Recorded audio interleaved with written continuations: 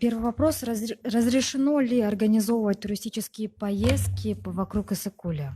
Да, с 1 июня разрешается поездка на Иссык-Куль, вокруг Иссык-Куля. Все объекты должны начинать работать с 1 июня. Конечно, будем еще, то есть комиссионно выезжать по поводу санитарных норм, но практически с 1 июня вы можете уже посещать. Мгм. То есть туристические поездки тоже турфирмы могут уже организовывать, да? С 1 июня. Мгм. Ну, как сегодня отметили о том, что желательно бы, конечно, если такие туристические поездки организовывать частными автосредствами, потому что бусики или автобусы, они, конечно, нежелательно, потому что риск заражения в этих местах большой, поэтому желательно, чтобы такие индивидуальные трехместные машины.